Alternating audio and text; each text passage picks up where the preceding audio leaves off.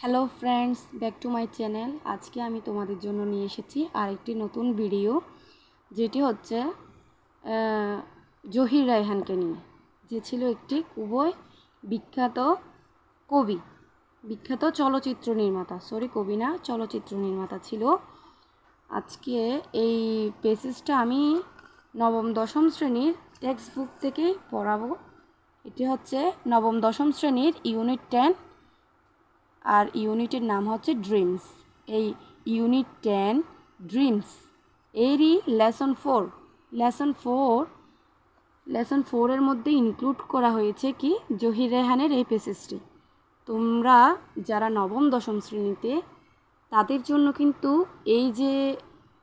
এই পেসেজটা খুবই ইম্পর্টেন্ট। এটা হচ্ছে বেশিরভাগ মুক্তিযুদ্ধ সম্পর্কে, এবং এই জহির রায়হানের বিভিন্ন ধরনের মুক্তিযুদ্ধের সময় সাহায্য কিভাবে করেছিল, কেমন কেটেছিল, এগুলো নিয়েই কিন্তু এই পেসেজটা। এটা খুবই ইম্পর্ট্যান্ট। এটা কিন্তু এসএসসি পরীক্ষায় আসতেও পারে, বা তোমাদের স্কুলের পরীক্ষায় এটা কিন্তু দিতে পারে। ঠিক আছে, তাহলে আর কথা না বাড়িয়ে আমরা পেসেজের দিকেই যাই। এই পেসেজটা খুবই ইম্পর্ট্যান্ট, তাই একটু মনোযোগ দিয়ে শুনবে। Zohir Raihan was one of the most talented filmmakers in Bangladesh. Zahir Raihan ছিল অন্যতম, অনেকের মধ্যে অন্যতম, মোস্ট ট্যালেন্টেড, খুবই প্রতিভাবান ফিল্ম মেকার্স, চলচ্চিত্র নির্মাতা ইন বাংলাদেশের। সে ছিল born on 19 August 1935 in the village Majupur in Feni district. সে ফেনী জেলার মাজুপুর গ্রামে 1935 সালের 19 আগস্ট জন্মগ্রহণ করেছিল। He was an active workers. সে ছিল একজন সক্রিয় কর্মী অফ দ্য ল্যাঙ্গুয়েজ মুভমেন্ট, ভাষা আন্দোলনের। সে ছিল ওয়ান অফ দ্য 10 স্টুডেন্টস, 10 জন ছাত্রছাত্রীদের মধ্যে অন্যতম, to go out in a procession on 21 February 1952। 1952 সালের 21 ফেব্রুয়ারির মিছিলে যাওয়া 10 জন ছাত্রছাত্রীদের মধ্যে সে ছিল অন্যতম। Despite a ban on such activities imposed by the authorities, যেখানে সরকার কর্তৃক কি করা হয়েছিল, সরকার কর্তৃক আরোপিত কিছু কাজকর্মের উপর নিষেধাজ্ঞা সত্ত্বেও 10 জন স্টুডেন্টের মধ্যে অন্যতম ছিল জহির রায়হান, যে 1952 সালের 21 ফেব্রুয়ারির মিছিলে যোগদান করেছিল। অ্যাজ এ রেজাল্ট, ফলস্বরূপ, সে অ্যান্ড এবং মেনি আদার্স, তার সাথে আরও যারা ছিল তারা, ওয়ার অ্যারেস্টেড, গ্রেফতার হয়েছিল, অ্যান্ড এবং টেকেন টু প্রিজন, যাদেরকে কারাগারে নিক্ষেপ করা হয়েছিল। রায়হান ছিল আরও প্রেজেন্ট, উপস্থিত, at the historical meeting of Amtala, অর্থাৎ আমতলার যে একটি ঐতিহাসিক মিটিং হয়েছিল অন 21 ফেব্রুয়ারি 1952।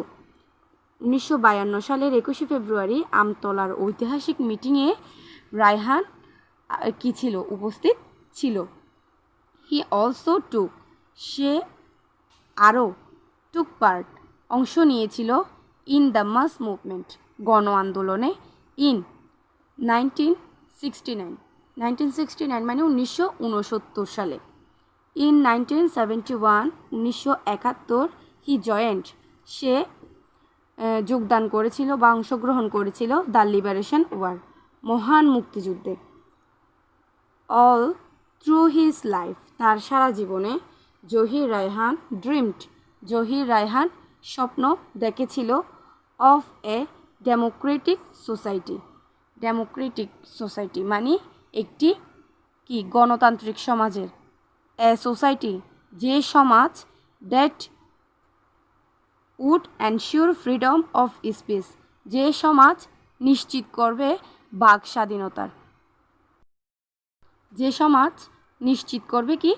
স্বাধীনতার, হি হ্যাড মেনি ড্রিমস, সে আরও স্বপ্ন দেখেছিল, অ্যাবাউট, সম্পর্কে, our film industries, film industry to, মানে আমাদের যে চলচ্চিত্রের জগৎ সেই সম্পর্কেও কিন্তু সে আরও অনেক স্বপ্ন দেখেছিল।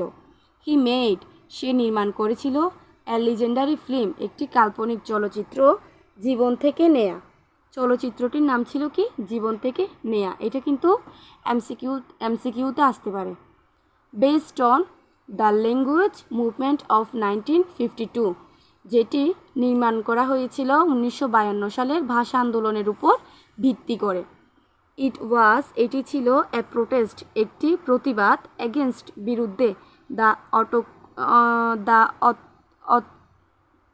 The autocratic government then ruling our country, যারা আমাদের দেশকে কী করেছিল? শাসন করেছিল, সেই স্বৈরতান্ত্রিক শাসকের বিরুদ্ধে এটি কিন্তু একটি কী ছিল? এটি কিন্তু একটি প্রতিবাদ ছিল, একটি একটি খুবই একটি গর্জানো একটি খুবই একটি তীব্র একটি কী ছিল? প্রতিবাদ ছিল এই স্বৈরতান্ত্রিক শাসকের বিরুদ্ধে। দ্য ফ্যামিলি, এই পরিবারটি, দ্য ফ্যামিলি মানে অর্থাৎ যে চলচ্চিত্রে যে পরিবারটিকে দেখানো হয়েছিল, দ্য ফ্যামিলি, ওই পরিবারটি কি portrait in that film symbolically represented east Pakistan, অর্থাৎ এটি প্রতীকায়িতভাবে কি করেছে? রিপ্রেজেন্টেড মানে এটি প্রতীকায়িতভাবে উপস্থাপন করেছে ইস্ট পাকিস্তানকে। দ্য ফ্যামিলি, ওই পরিবারটি ছিল রুলড, শাসিত ছিল by an autocrat who had to go to prison. Prison মানে কি বলেছিলাম? কারাগার।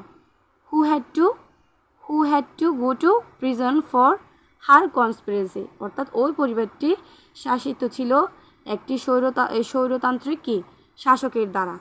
হু, যে, had to go to prison, যাকে যেতে হয়েছিল কারাগারে, ফর, জন্য, হার কনস্পিরেসি, তার ষড়যন্ত্রের জন্য যাকে কারাগারে যেতে হয়েছিল। ডিউরিং দ্য লিবারেশন ওয়ার, মুক্তিযুদ্ধের সময়ে, ইন 1971 সালে, দিস ফিল্ম ওয়াজ শোন আউটসাইড বাংলাদেশ, ওই চলচ্চিত্রটি দেখানো হয়েছিল বাংলাদেশের বাইরে, অর্থাৎ বাংলাদেশের বাইরের বিভিন্ন দেশে এই চলচ্চিত্রটি কী করা হয়েছিল?